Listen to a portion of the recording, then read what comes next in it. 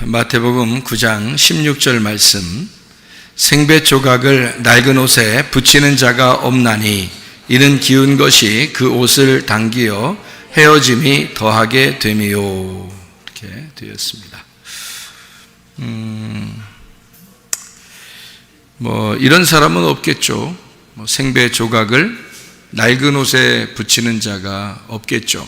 낡은 옷에다가 새 것 조각을 이렇게 붙여서 사는 그런 사람은 아마 없을 겁니다. 우리가 그리스도인 생활을 하다 보면 어떠한 옷을 입고 살아야 되느냐 하는 것을 우리가 잘 생각을 해봐야 되는데, 내가 만든 옷을 입어야 되는가, 아니면 그리스도께서 만들어 주신 옷을 입고 살아야 되는가. 내 옷을 내가 만들어서 입고 있으면 그것은 벗어놓고 예수님이 내게 만들어 주신 옷을 입고 살아야 되겠죠. 그러려면 내 옷을 과감하게 벗어야 됩니다. 내 옷을 입고 또 예수님 옷도 입고 이렇게 입을 수는 없는 거예요. 그러니까 내가 가진 지식을 가지고 예수님의 지식을 우리가 받는다는 것은 안 된다는 겁니다. 내 지식을 내려놓고 하나님의 지식을 받아야 되는 거죠. 내 색깔이 있는데 하나님의 그 세마포를 입을 수는 없는 거예요. 내 색깔을 벗어버리고 하나님의 세마포를 입게 돼야 되는 거죠. 그래서 머리 색깔도 다 나중에 늙으면 색깔이 다 빠져요. 어느 나라 사람이든지 다 흰머리로 빠집니다. 흰머리로 이렇게 색깔이 다 빠지거든요. 왜 흰머리로 다 색깔이 빠지냐면 색깔 빼라는 거예요. 네 머리에 있던 색깔들을 다 빼라. 그게 이제 힘 없어진다는 얘기고요. 노인이 되면 힘이 없어진다. 색깔을 다 뺐다. 흰 색깔이 되었다. 그 말이에요. 그 흰 색깔이 됐다는 말은 순수해지고 깨끗해졌다는 말이고, 그러니까 우리가 늙으면 늙을수록 속이 날로 새로워지는 거죠. 늙으면 늙을수록 속이 날로 새로워진다. 그것이 흰 색깔로 변한다 그 말이에요. 그래서 머리는 흰 색깔로 변한다. 몸은 늙어지지만 머리는 흰 색깔로 변해서 우리가 깨끗하고 순수한 색깔로 사람이 변한다. 이제 그래서 흰 색깔, 흰 머리는 노인의 면류관이다. 이렇게 된 것입니다. 그게 영광의 면류관이죠. 영광의 면류관은 뭐에서 나온 거예요? 영광의 면류관은 뭐가 영광을 가져왔어요? 그러니까 고통 없는 영광은 없다, 이런 말 있죠. 그러니까 영광의 면류관은 무슨 면류관에서 온 거예요?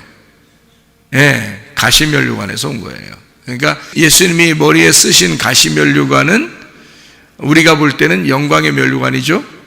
그런데 예수님은 가시 면류관을 썼다는 거죠. 근데 우리가 볼 때는 주님은 영광의 면류관을 쓰셨다, 이렇게 되는 거죠. 주님의 이제 가시 면류관이 부활할 때는 또 가시 면류관 쓰고 다니겠어요? 그렇지 않죠. 빛나고 이제 밝은 그런 면류관을 쓰시죠. 그게 이제 왕의 면류관이라는 거예요. 그러니까 죽기 위해서 이 땅에서 마지막으로 쓰신 면류관은 가시 면류관이고, 부활하셔서 쓰신 면류관은 영광의 면류관이 되는 거예요. 그러니까 이게 바뀐 거죠. 가시가 영광으로 바뀐 거죠. 그죠? 고통이 영광으로 바뀐 겁니다. 이게 성경의 원리예요. 잘 알아야 돼요, 우리가. 그러니까 고통 없는 영광은 없는 거예요. 가시가 누구를 말하는 거겠어요? 가시가 나를 말하는 거예요. 여러분은 목사님 얘기하는 거구나, 가시가. 그렇게 여러분도 다 가시지. 여러분도 가시야. 나도 가시지만 여러분도 가시죠. 우리 모두 다 가시지. 예수님은 그러니까 뭘 짊어지고 뭘 뒤집어 쓰고 가신 거예요. 여러분과 저를 뒤집어 쓰고 가신 거란 말이에요. 그게 예수님에게는 고통이었다는 거죠. 여러분과 저를 이렇게 자기가 짊어지고 가시는 거예요. 그게 가시면류관이에요. 그러니까 자기가 가시면류관 쓰는 거예요. 고통스럽죠. 그런데 결국에는 그 가시 면류관이 뭘로 바뀌는 거예요? 영광의 면류관으로 바뀌는 거예요. 부활의 면류관으로 바뀌는 거예요. 그럼 예수님이 부활하시면 누가 같이 다 부활하는 거예요?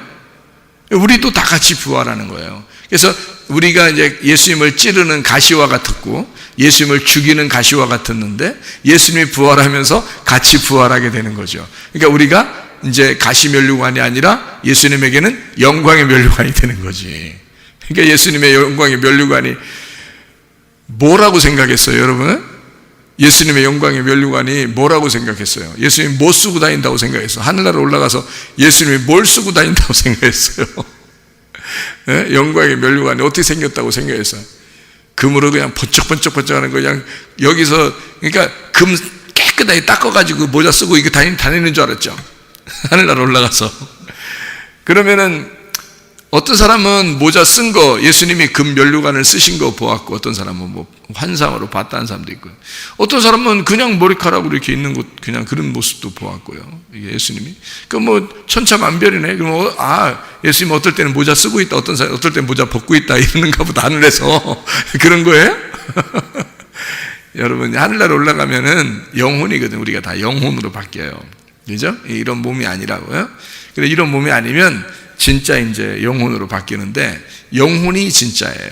여러분 이 몸이 진짜가 아니라 영혼이 진짜라고. 여러분 속에는 영혼이 진짜지 여기 그 겉에 앉아 있는 건 진짜가 아니죠. 이건 그림자지. 이건. 그래서 진짜가 떠나면요 영혼이 떠나가잖아. 이런 몸은 그냥 주저앉아 버리는 거예요. 네. 뭐 건드려도 표시도 안 나죠. 그러니까 왜냐면 영혼이 진짜였으니까. 그러니까 진짜가 떠나버리면 이 가짜는 여기다 두고 가는 거거든요. 그러니까 우리가 가면 영혼이 진짜인데요. 진짜가 하늘나라에 올라가는데 올라가서 뭐 영혼이 가가지고 뭐 쓰고 다녀야 되겠어요? 이런 이 세상에 있는 금 같은 거 막 이렇게 모자 만들어가지고 막 쓰고 다니고 그러겠어요? 하늘나라에서? 그렇지 않죠. 영광의 면류관이라는 그 말은 부활의 면류관, 영광의 면류관 그러면 부활의 면류관 그런 거예요. 그러니까 주님 안에서 우리가 부활했다. 그러죠. 부활에 동참한 사람이 되었다. 이렇게 되는 거죠. 그러니까 우리의 면류관은 그러면 누구겠어요? 우리의 면류관은 예수님이죠.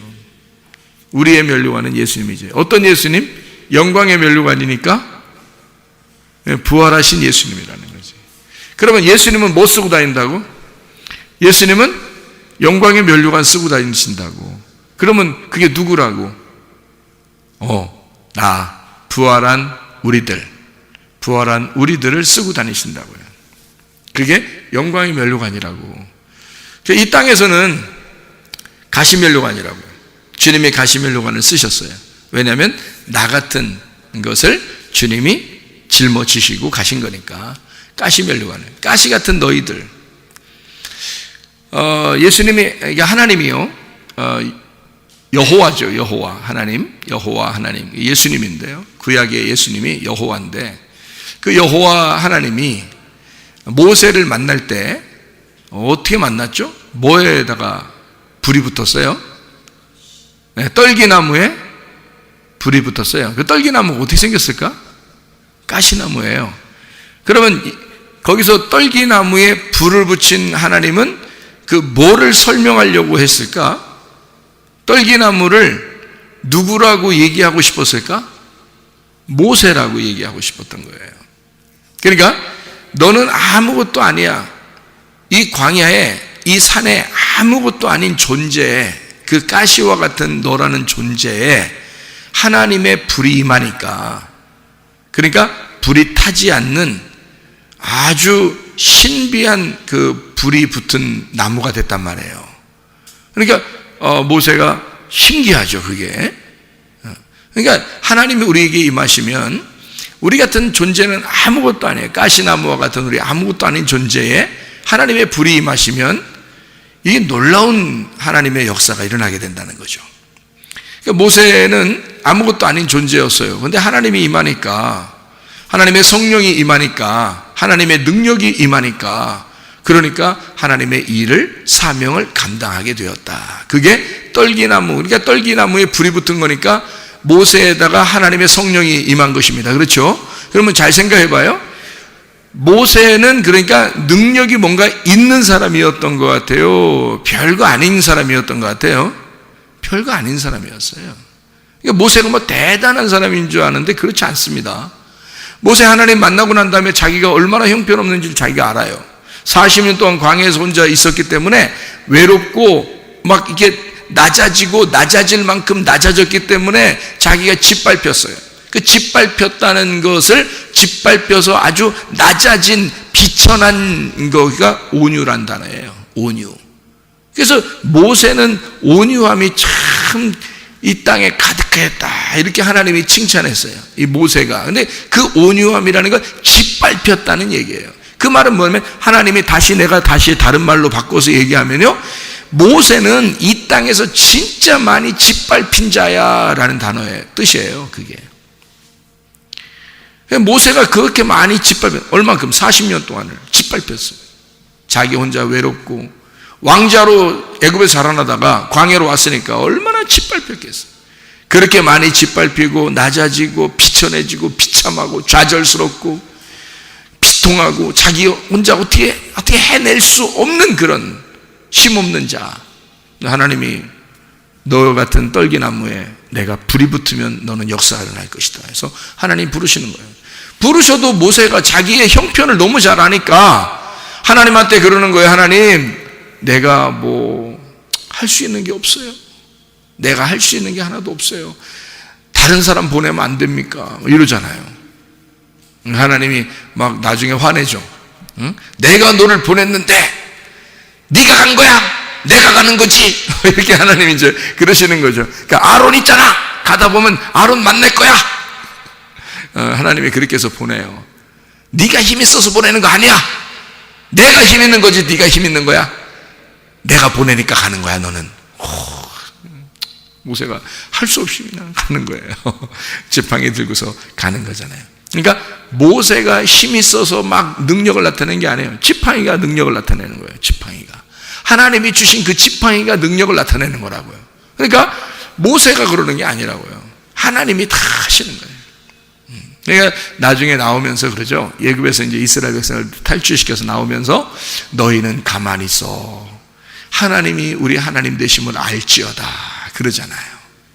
너희는 가만히 있으네. 그러니까 우리가 뭐 할 수 있는 게 사실 별로 없어요. 가시나무가 뭘 하겠어요.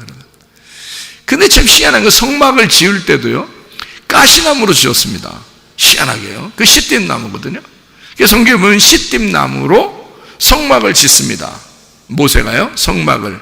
그러니까 그 시띠나무가 가시나무 같은 거예요. 가시나무 종류예요.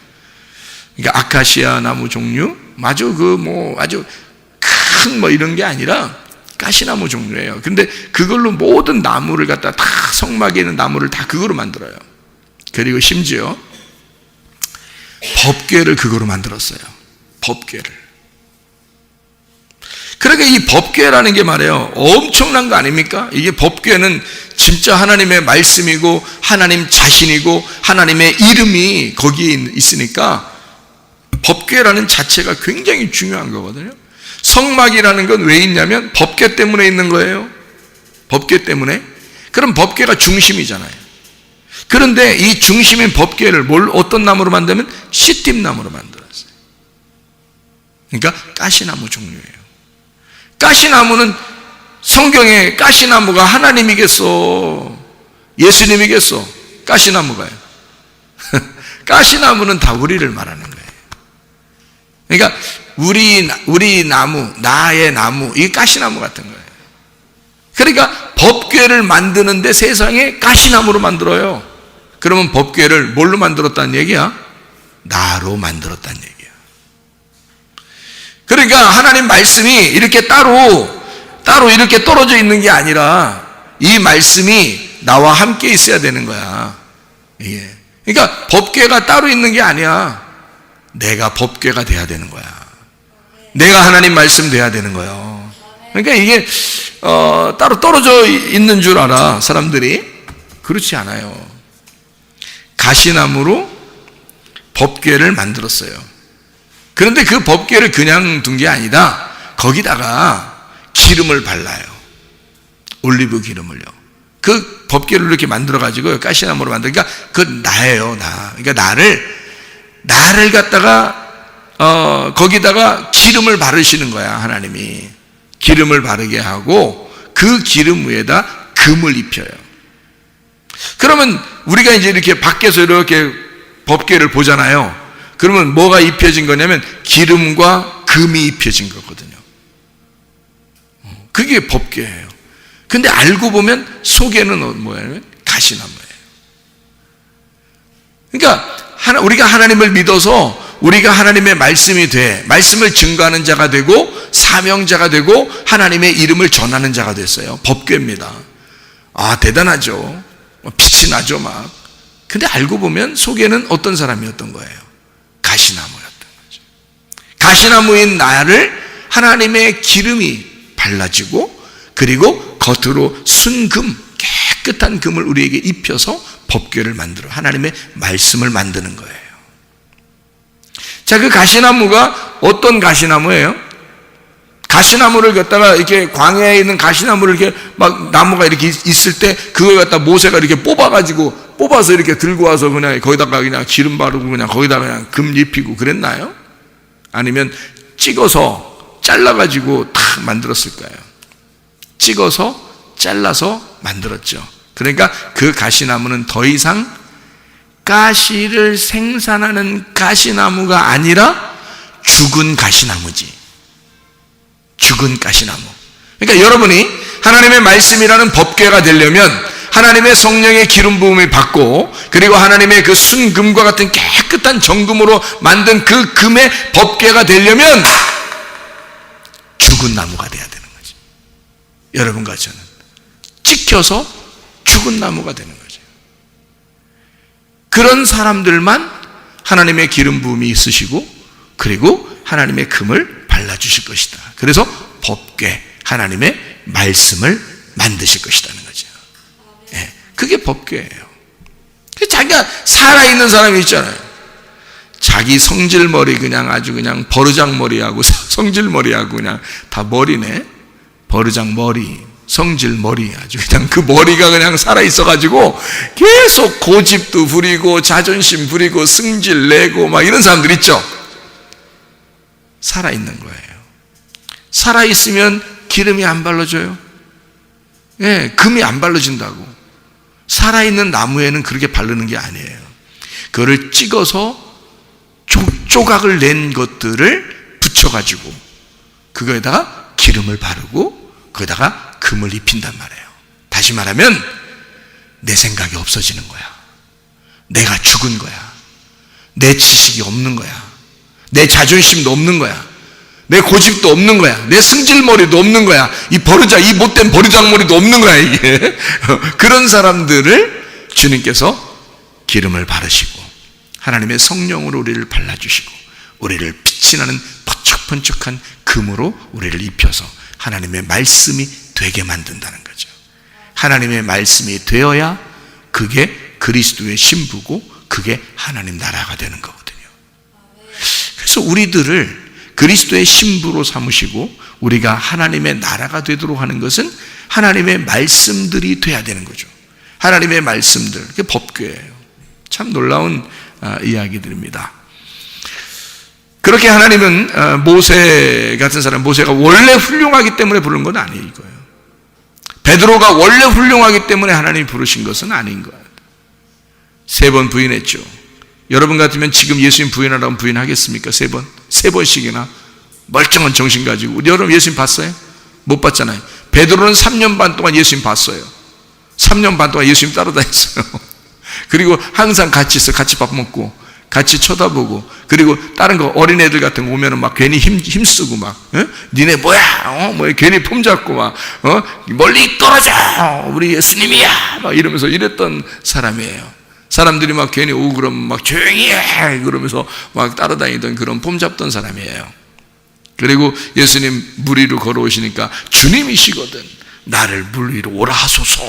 막 이러면서 오라. 그러니까 또 딱 걸어서 또 물 위도 한번 이렇게 걸어본 그런 사람이거든요. 그랬다가 내가 뭐 하고 있지? 쳐다보니까 이 물 위를 걸어가고 있는 거야. 이건 아닌데 그러면서 물에 또 빠져가게 되잖아요. 빠지니까 또 금방 또 베드로는 또 뭐라 그래요? 살려주세요. 그러니까 주님이 손을 또 딱 잡고 일으켰어요. 왜 이렇게 믿음이 없느냐 이렇게 얘기하죠. 그러니까 여러분 믿음이 가끔 없죠. 여러분도 믿음이 가끔 없잖아요. 뭐 의심도 가끔 나오고 그러죠. 너 왜 의심하느냐? 너 왜 믿음이 없느냐? 가끔 이렇게 하죠. 그럴 때 예수님이 와가지고 주먹으로 후드려 패요. 너 왜 믿음이 없느냐? 이놈의 새끼야. 너 왜 믿음 좀 가져. 쌍싸대기 탁탁탁 이렇게 예수님이 그렇게 베드로한테 하신 적이 있어요? 없어요? 없어요. 믿음이 없는 자, 의심하는 자, 너 왜 이렇게 믿음이 없어서 빠져가느냐? 뭐 이렇게 하면서도 예수님이 다 건져주셔요. 예수님의 마음이 참 좋으셔요. 좋으셔. 그러니까 아주 사랑하시는 마음이 참 사랑하시는 마음이 있어요. 그러니까 여러분도 마찬가지예요. 여러분도 뭐 의심도 하고 여러분도 뭐 가끔 이렇게 뭐 말도 안 듣고 그런 때도 주님이 여러분을 미워하고 그러지는 않습니다. 제가 볼 때는 그래요. 예수님이 미워할 것 같지는 않아요. 하물며 옛날에도 베드로가 예수님 십자가 못 박혀 돌아가시 전인데도 그랬는데 우리는 예수님 십자가 못 박혀 돌아가시고 우리를 값으로 사셨는데 자기 생명으로 사셨는데 세상에 우리를 미워할 리가 있겠습니까? 절대 그럴 리 없죠. 아기가 뱃속에 있다가 아기 태어나 보세요. 세상에 이 아기 말이에요. 내 생명은 버리면 버렸지 이 아기가 살았으면 좋겠다. 그런 생각하거든요. 그 엄마들의 마음이거든요. 그죠? 그러니까 내 자식은 살았으면 좋겠다. 내가 희생하더라도 내 자녀들만큼은 잘 됐으면 좋겠다. 이게 부모 마음이거든요. 그 부모 마음이야. 그런 마음이 안 들거든. 애기 낳지 마. 그냥 계속 이렇게 나오려고 그러면 자꾸 붙들고 있어. 안 돼. 너 아직 안 돼. 내가 마음이 아직 준비가 안 됐거든. 나오면 안 돼. 이렇게 해야 돼. 근데 만약에 마음이 준비가 이렇게 그런 마음이 딱 되거들랑 나와라. 나와. 주여. 그러니 나와 이제 이게 힘줘서 나오게 되는. 그런 마음에 주님께서 하물며 자식 진짜 죽어서 자기가 진짜 죽으면서 우리를 사셨는데 우리를 미워하거나 의심했다고 쌍싸대기 때리거나 그러진 않는다는 거죠. 내가 볼 때는 그러지 않을 것이다. 베드로가 늘 그렇게 막 나대고 그랬던 사람이에요. 여러분도 괜찮아요. 나대도. 조금씩 나대도 돼. 조금씩 나대도 돼. 우리 교회에서는 뭐 내가 이제 조용히 하라, 가만히 있어라 그렇게 하는 것은 너무 힘들여서 자꾸 힘을 쓰려고 하니까 하지 말고 너 가만히 있어. 하나님 되심을 알지어다. 그렇게 자꾸 얘기해 주느라고 그런 거죠. 성경에 그런 말들이 있으니까. 그죠? 그러는 거지. 사실 나댔다고 해서 하나님이 막 너 이놈의 자식 한번 두고 봐 뭐 이런 식으로 하지 않는다는 거죠. 베드로도 굉장히 나댔어요. 그리고 3번이나 부인했던 사람이에요. 자, 베드로가 진짜 괜찮은 사람이었을까요? 저는 그렇지 않다고 봐요. 베드로가 그렇게 훌륭한 사람 같지는 않아요. 그런데 베드로가 훌륭한 점이 하나 있었어요. 뭐가 훌륭한 점이 하나 있었냐면 3번을 부인하고 죽지 않았습니다. 그게 훌륭한 점이에요. 그러니까 3번을 부인하고서 이 사람이 말이야 가룟 유다 같은 막 쪽팔려서 진짜 죽었거든요. 쪽팔려서 가룟 유다는 내가 세상에 이럴 수 있느냐 하면서 죽었는데 베드로는요 아니야 죽을 수 없어. 그런 사람이에요. 다른 사회 보면 진짜 뭐 남자답지 못한 그런 사람처럼 보일 수도 있습니다. 상남자가 아니라 하남자 같은 그런 사람일 수도 있어요. 그런데 베드로가 한 가지 잘한 게 그거예요. 안 죽은 거. 안 죽고 기다린 거예요. 근데 진짜 예수님이 오신 거예요. 와가지고 베드로를 갖다 뭐 너 매 좀 맞아보자. 너 다리 걷어. 너 몇 대 맞을래? 뭐 이런 거 안 했어요. 예수님 오셔서 네가 나를 사랑하느냐 이렇게 3번이나 물어봐요. 베드로가 얼마나 눈물 나겠어요. 자기가 3번을 부인했는데 세상에 3번을 그대로 물어보는 거예요. 그 얼마나 눈물 나는 일이에요. 베드로가 거기서 예수님이 그 사랑으로 자기를 부인하고 자기를 죽는 데 넘겨준 그 베드로를 예수님은 생명, 그 예수님의 사랑으로 그를 덮어주는 거예요. 거기에 이제 베드로가 녹아진 거죠. 완전히 녹아집니다. 그리고 주님의 사명을 감당하게 된 거죠.